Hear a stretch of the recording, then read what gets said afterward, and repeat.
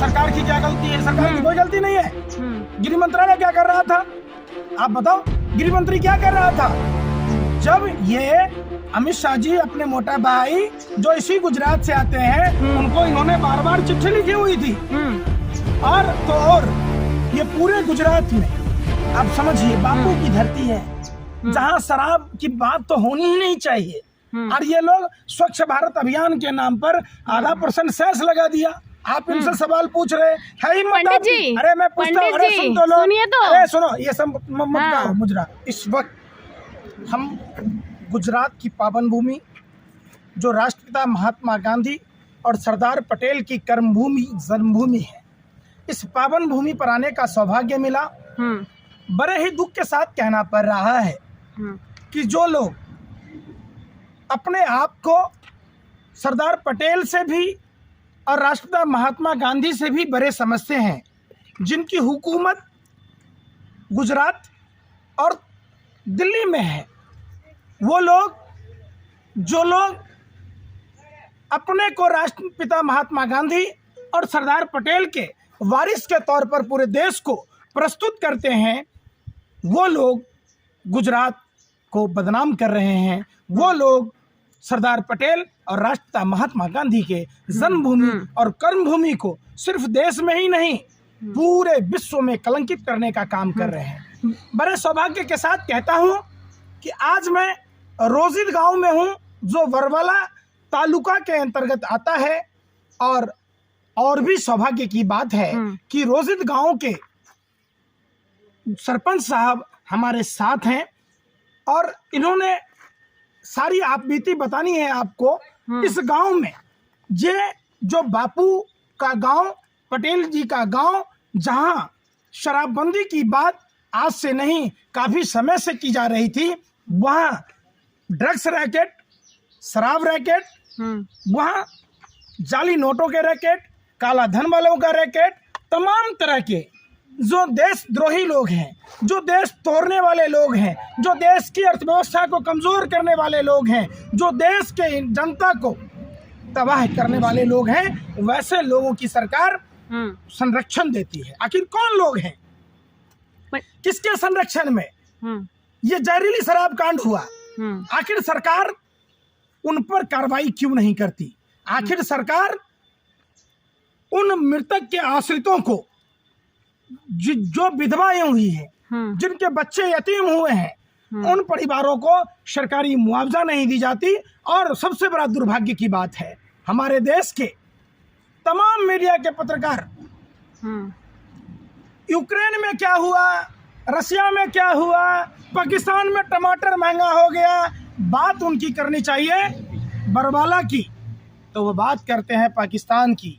बात करनी चाहिए कि जो ड्रग्स पकड़े गए मुद्रा पोर्ट पर, उसकी तो बात करेंगे इस्लामाबाद की। जब बात होगी जाली नोट छापने की मशीन और जाली नोट पकड़े जाने की, तो बात ये करेंगे यूक्रेन की। अरे भाई, आप देश के पत्रकार हो, आप भारत में रहते हो, देश सुरक्षित होगा, देश सुरक्षित रहेगा तो आप भी सुरक्षित रहोगे।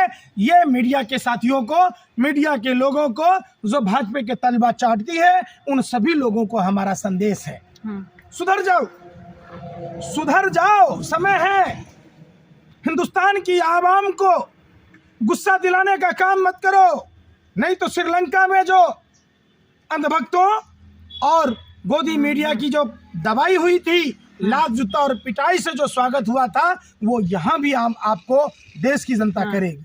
पंडित जी, शराब बंदी है यहाँ गुजरात में और यही मॉडल चलने वाला है पूरे देश में। मैं बटवा के इलाकों में देखा, वहाँ दारू का कारोबार घर घर चलता है। उस पर आखिर मोटा भाई क्यों नहीं ध्यान देते हैं? आप बताओ। मोटा भाई तो इसी गुजरात से आते हैं। बड़े मियाँ बड़ी बात, छोटे मियाँ सुहान अल्लाह। जो बलात्कारियों का गुणगान करता है, महिमा मंडन करता है, वैसे लोगों को भाजपा पुरस्कृत करती है। जो ड्रग्स रैकेट में शामिल होता है, भारतीय जनता पार्टी का वो नेता बनता है। जो कुकर्मी होता है, वो भारतीय जनता पार्टी में जाता है और इधर से अगर डालोगे कुकर्मी, इधर से निकल जाता है सुकर्मी। अरे भैया कौन सी मशीन है, कौन सा पाउडर है? आज पूरे देश को आप लोगों के सभी चैनलों के माध्यम से ये कहना चाहता हूँ कि बरबाला तालुका के अंतर्गत जो रोजदा गांव है, आप वहाँ आइए। ये हमारे सरपंच साहब हैं, इन्होंने बार बार अमित शाह को भी चिट्ठी लिखी थी, इन्होंने बार बार यहाँ के मुख्यमंत्री को चिट्ठी लिखी थी, आखिर क्यों नहीं कार्रवाई होती है? और जब मैं आया इनको कोई संरक्षण नहीं, कोई सरकारी सुविधा नहीं। अरे भाई, जो लोग बाघ के मुंह में हाथ डालते हैं, इनकी सुरक्षा की सारी जवाबदेही गुजरात पुलिस को उठानी चाहिए। हम इनके हौसले का दाद देते हैं, इनके ईमानदारी की, इनकी कर्तव्य निष्ठा की, जिन्होंने अपने समाज के लिए सरकार से आंख में आंख डालकर बराबर बात करते रहे। उन मासूम लोगों को, जिनकी लोगों की जिंदगियां उजर गई, जिनके घर में विधवाएं, बच्चे यतीम हैं, उनके लिए उन्होंने आवाज़ बुलंद की। इसके लिए हम इनका लाख लाख शुक्रिया अदा करते हैं। ऐसे ही अगर हमारे देश में नौजवान अगर इनको अपना आइकॉन मानते हैं, इनकी आइडियोलॉजी को मानते हैं, तो निश्चित तौर पर हमारा पूरा भारत नशा मुक्त होगा, ड्रग्स मुक्त होगा। सरपंच जी, आपसे सवाल लेना चाहूंगी, इस गांव में कितने लोगों की लगभग मौत हुई थी? इस गांव में 10 लोगों की डेथ हुई थी। तो उनके परिवार को सरकार की तरफ से सपोर्ट मिला? नहीं, सरकार की तरफ से तो नहीं मिला। अभी कंपनी ने इश्यू किया है, उसमें से कुछ मिला है पैसा।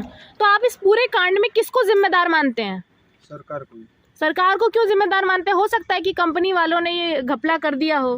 कंपनी वाला घपला आप पत्रकार हो हाँ। कि मोदी जी के माने ये हो, बताओ, पहले के राजा भान रखता था राजा। एक बात बताओ, किसका काम है भाई? मद्य निषेध मंत्रालय किसके लिए होता है? आप लोग जो पूछते हो कि सरकार की क्या गलती है, सरकार की कोई गलती नहीं है। गृह मंत्रालय क्या कर रहा था? आप बताओ, गृह मंत्री क्या कर रहा था? जब ये अमित शाह जी अपने मोटा भाई जो इसी गुजरात से आते हैं, उनको इन्होंने बार बार चिट्ठी लिखी हुई थी। और ये पूरे गुजरात में आप समझिए बापू की धरती है, जहां शराब की बात तो होनी ही नहीं चाहिए। और ये लोग स्वच्छ भारत अभियान के नाम पर 0.5% सेस लगा दिया। आप इनसे सवाल पूछ रहे हैं ही मत। अरे मैं पूछता हूँ, अरे सुन तो लो, अरे सुनो, ये सब मत कहो मुजरा, सुनो पहले बात। ये जाओ भाजपा कार्यालय में पूछो, भाजपा आप ही बताए ना, कांग्रेस शासित राज्यों में क्यों शराब बिकती है, वहाँ क्यों नहीं बंद करा देते आप? भैया, इंडियन डिजास्टर मैनेजमेंट एक्ट के बारे में पढ़े हो आप? आप तो ऐसे बिलबिला रहे हो जैसे लगता है कुत्ते के पूंछ पर किसी ने लात रख दिया, कुत्ता भौंकने लग जाता, बिलबिला जाता है।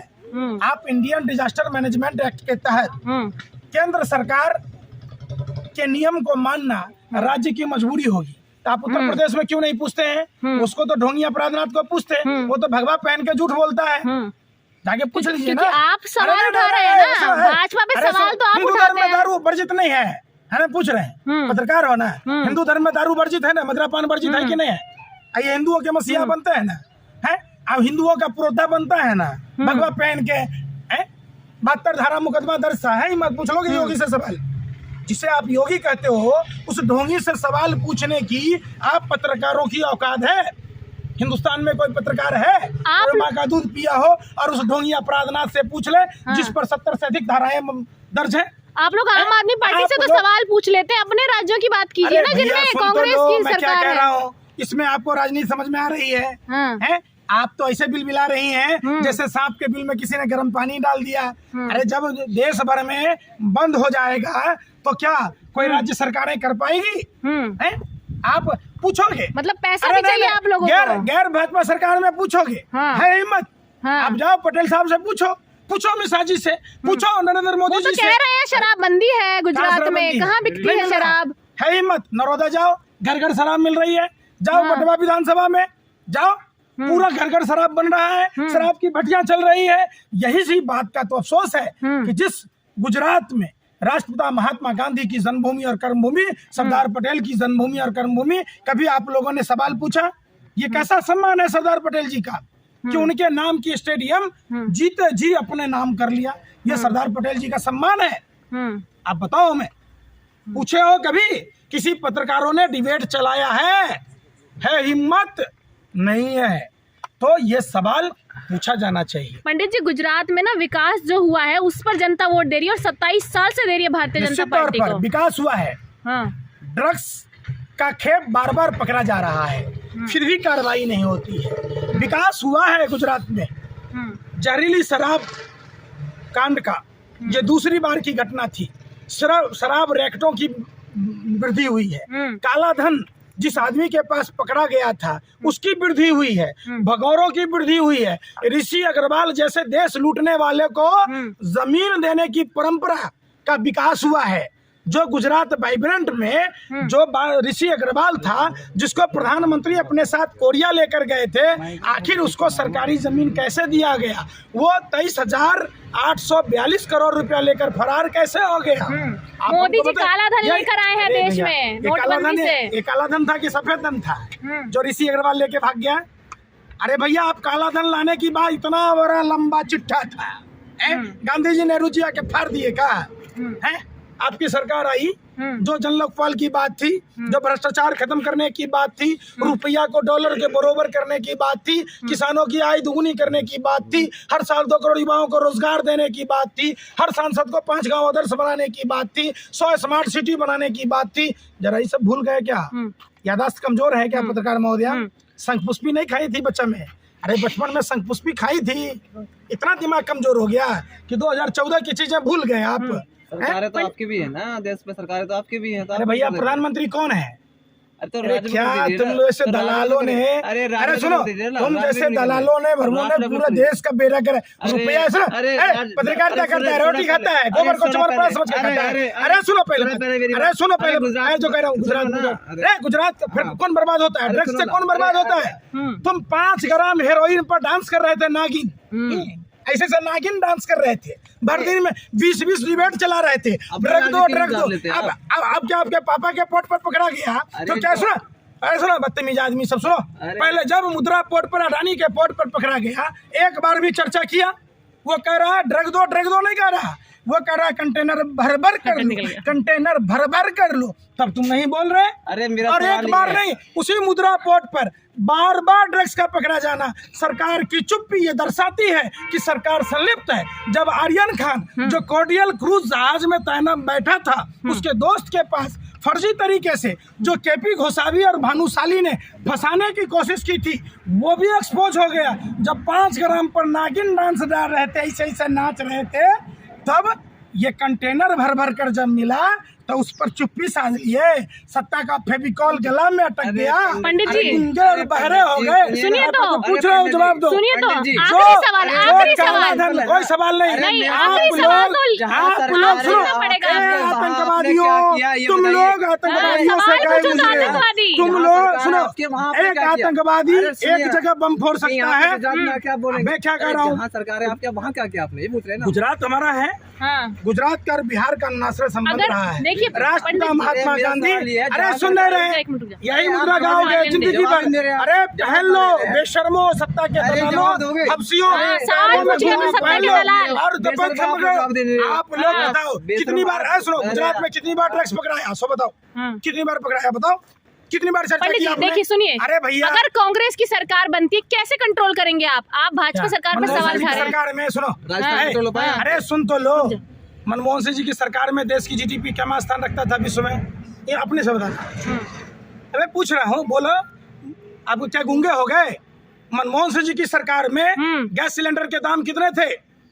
बताओ कितने थे? तो मुफ्त में अरे भैया बाटला बांटा तो सुन ना रहे? मनमोहन सिंह जी की सरकार में गैस सिलेंडर के दाम कितने थे? आज कितने हैं?